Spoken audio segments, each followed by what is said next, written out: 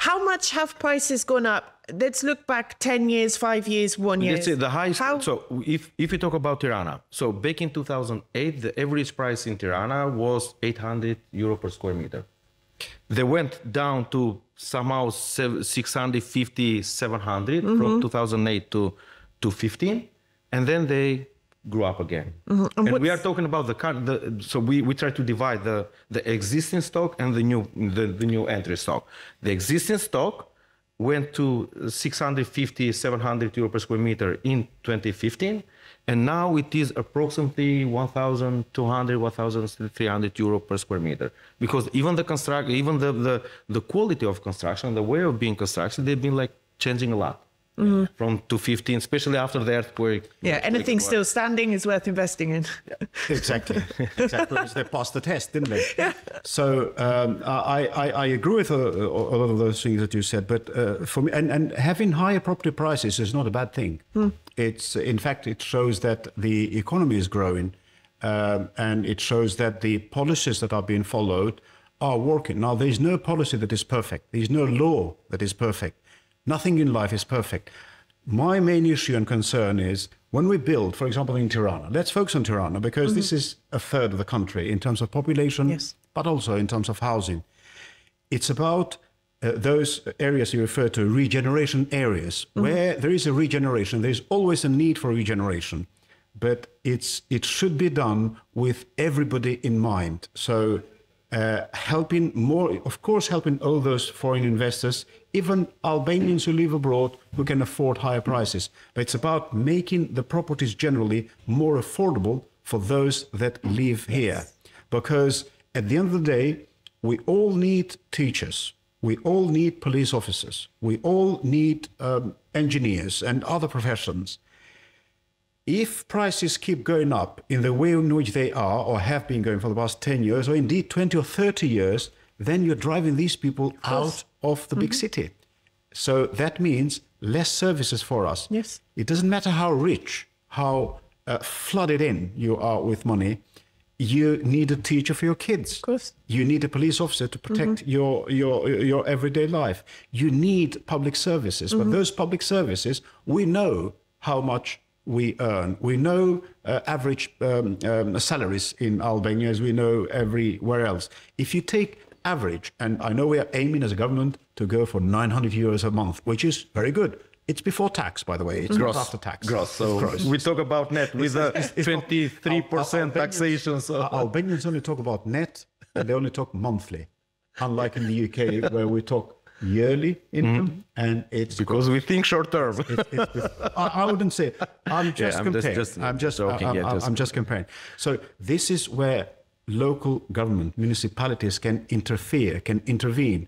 For me, not all regeneration projects can be had in privately owned land. No. There's a lot of publicly owned land where we can regenerate the area, getting housing associations involved, but also getting the private sector direct involved through tenders, which has to be transparent, etc. But also the local authority itself, where they can negotiate, because the big name nowadays is, or the word is, negotiate. Of course, you have to negotiate. When you negotiate, the truth is always in the middle. It's never one-sided. So what I mean by negotiating is you can negotiate with all these housing associations. In here, they simply call them, in Albania, we simply call them building contractors. It is not as simple as that. Housing associations play a massive role where you allocate a certain percentage of properties to certain people. You can even go in certain areas. You can go, let's allocate to teachers, for example. So these are the schemes you're referring to. So special schemes for teachers, special schemes for public sector. People on a low income. Schemes for low if you income want to build this tower block, you have to give 10% of the apartments to social housing. Yeah, in the UK, we actually start at 20%. So that's our starting point. Yes. And often we go up. Of course, in central London, say the equivalent of block here in Tirana, you may stay at 20%. You may even go lower. But in other areas, I'm shocked personally at the property prices in suburban areas within Tirana. Extremely high. Yes. I grew up in Cornwall, which and I lived there at a time it came on the map of the UK. It had always been popular as a tourist destination, but it became gentrified. It became and there was this huge divide between the locals and the people from upcountry. And it became a problem that people were buying second homes in this. It's a coastal region. They were buying second homes. And that priced locals out of the market completely. There wasn't enough property for local peoples. And what started happening was the government was building estates, not council estates in that sense of the word, but new builds, etc. And local people were having the first refusal at purchasing the properties at a certain price.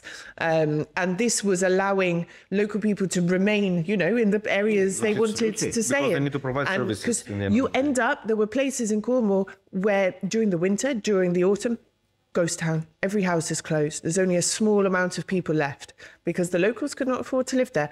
In Malta as well, I lived there. They've gone through a crazy housing boom as well. They have schemes where you get assistance, preferential rates with banks, etc. when you buy your first property, but you don't with your second. I think you pay a slightly higher rate of tax as well. In the UK, there's the unoccupied.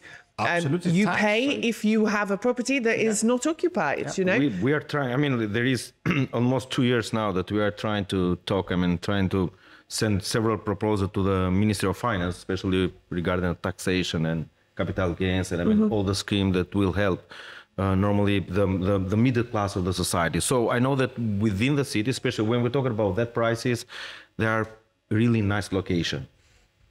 But within this nice location, you have a lot of communism area buildings which cannot come to the market, or if they come to the market, they have a high burden of taxation because of this stupid thing called 15% when you sell your property. And this is pushing. If we check the statistics from the cadastral office, National Cadastral Office, ASHK, we see that for 23rd in Tirana there is a decrease of 20% of the transactions, selling and buying, because the biggest part of demand is going toward the new buildings. Why? Because the old buildings, they are not anymore attractive. Because if I want to sell my old apartment, I need to have this big gap between the buying price at that time, the selling price today that in our area, it is 1,200, the reference price. And then for this big gap, you need to pay 15%. So maybe the gap, it is 100,000 euro. You need to pay 15,000 euro. And this 50,000 euro is going on top of the selling price. So the life is being, so if I'm a middle class, I cannot afford this because it's being more and more, so more and more difficult. So what I do go to the financial sector and I take a higher loan, higher mortgage, and go to the new building. At least it is new. So this is becoming more and more. Even though I think the old buildings are built better, personally. They are built better, but you need to invest. Even you get old buildings. You are living in an old building. I'm living in 40 years old apartment in old building too. So I know that in the end of the day, I need to put some more money for the acoustic and isolation and everything. So plus the high burden, taxation burden, so they are not anymore attractive. If you ask, to Narea, for sure we are toward the fair housing, and it is time to talk about fair housing, property housing in Albania. The word there is time, because it's going to get to a point of no return, and where people are. It is the time now. Do you know why? Because the average renting price in Tirana has been growing up 35%. Do you know why?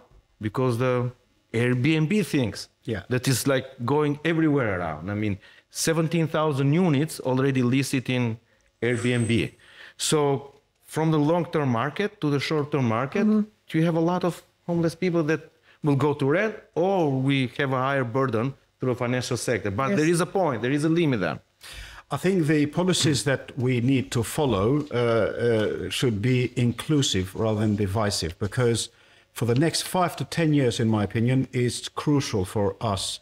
And what I mean by that, it's not just one government that does it. It's successive governments that have done what they've done. But in order to resolve it for the benefit of the majority of the people, I know that not every single person in the country would be satisfied with whatever policy we introduce, but make people more involved, to consult people more and to build more social housing, but I don't want people to misunderstand this, because I find this left, right and center in Albania, where they think that social housing is housing. There's a lot giving of away free housing. Exactly. So it's free housing, and it's poor quality housing. So if in the United Kingdom you give services to everybody from local government, now the way you give the service, you should never, well, we do never make people think or believe that we are giving something for free in the sense that they don't deserve. They deserve everything that they get. That's what we need to do in Albania too. We need to change our mentality, because a better housing for the whole population is better or less expenditure for the National Health Service, for example, less expenditure for the education service, less expenditure for police service, because if you have better housing, you'll have far less, for example, domestic abuse. You'll have people living in better quality. So there'll be no need for local government or central government, for that matter, to intervene with social security measures, etc. And of course, there will be a healthier population. So they will need less doctors to see less doctors. Bless them, we need them all the time, but we will not need them for things that we can avoid.